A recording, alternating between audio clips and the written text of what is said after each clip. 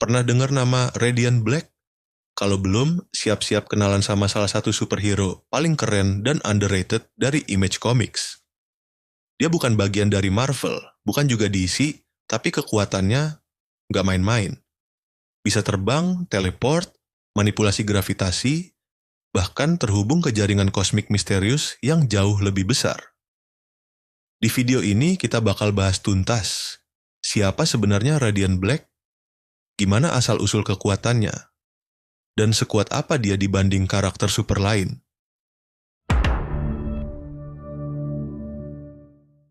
Pertama, kita masuk ke asal-usul Radiant Black.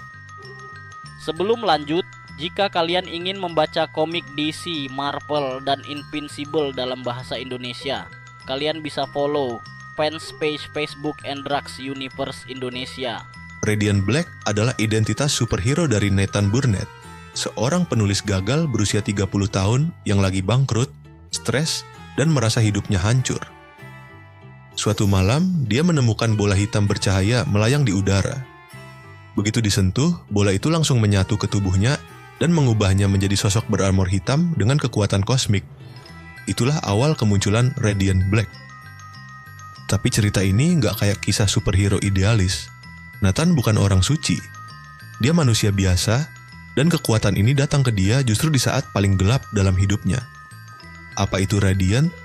Nah, Radiant sendiri bukan sekadar nama keren, itu adalah entitas kosmik, semacam AI atau kesadaran alien yang beroperasi lewat energi berbasis teknologi. Radiant Black adalah salah satu dari banyak Radiants yang tersebar di Multiverse Massiverse, semesta ciptaan Kyle Higgins. Ada juga Radiant Red, punya kekuatan destruktif Radiant Yellow, bisa ngelihat berbagai kemungkinan waktu Radiant Pink, teleportasi, dan masih banyak lagi. Jadi Nathan itu bukan satu-satunya pemakai Radiant, tapi dia yang pertama kita kenal di semesta ini. Kekuatan utama Radiant Black. Radiant Black punya beragam kekuatan, tergantung gimana dia mengakses energi dari Radiant-nya. Inilah kekuatan dari Radiant Black. Gravitational Manipulation. Dia bisa membuat dirinya dan objek lain jadi ringan atau berat, bahkan terbang dengan kontrol gravitasi. Teleportasi jarak pendek. Bisa berpindah tempat dalam sekejap, mirip Blink di game. Armor kosmik. Memberi perlindungan super tangguh terhadap senjata, ledakan, bahkan tabrakan, kereta api. Super strength and durability. Dia bisa ngangkat benda berat dan menahan serangan brutal. Interface dengan teknologi Radiant, dia bisa berkomunikasi dengan Radiant Entity, bahkan mengakses dimensi lain lewat koneksi ini. Energy Blasts and Manipulation bisa meledakkan musuh dengan pancaran energi kosmik. Semakin sinkron sama Radiant, semakin kuat serangannya. Perkembangan Nathan sebagai Radiant Black. Awalnya, Nathan kesulitan ngendaliin kekuatannya. Dia ragu, takut, dan ngerasa nggak pantas. Tapi seiring waktu, dia mulai belajar, dan kemudian terjadi twist besar di isu-isu berikutnya. Nathan koma, dan Radiant Black berpindah ke tubuh sahabatnya sendiri, Marshall Ward. Marshall jadi Radiant Black kedua, dan jujur aja, dia lebih agresif, lebih fokus, dan lebih siap buat ngelawan ancaman besar. Tapi ini juga bikin hubungan mereka makin rumit, karena saat Nathan sadar kembali, mereka harus memutuskan siapa yang lebih pantas jadi pemilik kekuatan ini, lawan-lawan Radiant Black. Radiant Black bukan cuma hadapin penjahat lokal, dia berurusan sama Radiant Red, mantan pencuri bank dengan armor merah, Shift, penjahat dengan kekuatan phase antar dimensi, The Epic Front, organisasi misterius yang ngincar teknologi Radiant. Apa itu event? Catalyst War? Ini adalah puncak konflik besar dari seluruh Massiverse. Di sini, Nathan dan Marshall harus bersatu untuk ngelawan musuh yang bisa menghapus seluruh semesta.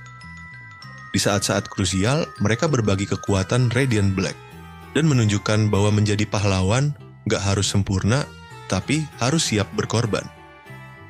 Dan di event ini, kekuatan Radiant Black berkembang drastis. Bisa membuka portal dimensi, mengakses bentuk Radiant True Form, menyatukan dua pemakai dalam satu entitas gabungan. Bisa dibilang ini level power scale Superman plus Green Lantern tapi dengan mental manusia biasa. Sekarang kita masuk ke perbandingan dengan hero lain, Radiant Black melawan Spider-Man.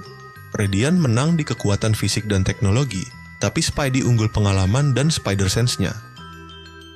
Radiant Black versus Invincible. Invincible punya durability gila, tapi Radiant Black unggul di versatility dan teleportasi. Radiant Black versus Green Lantern. Mirip secara konsep, tapi Radiant Black jauh lebih personal dan organik. Intinya, Radiant Black adalah kombinasi kekuatan alien plus konflik manusia biasa, yang bikin dia relatable tapi tetap epic.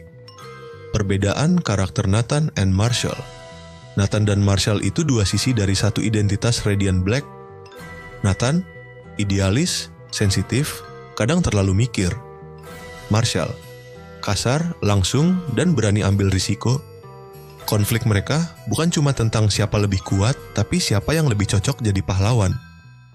Ini yang bikin cerita Radiant Black beda dari cerita pahlawan biasa, karena di balik armor kosmik itu, mereka cuma dua orang biasa yang lagi berusaha nggak nyerah.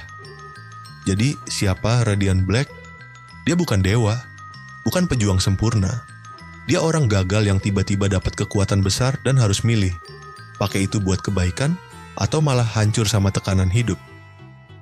Dan sekuat apa dia? Secara fisik, gila-gilaan, bisa teleport, terbang, nahan rudal, bahkan buka portal ke dimensi lain.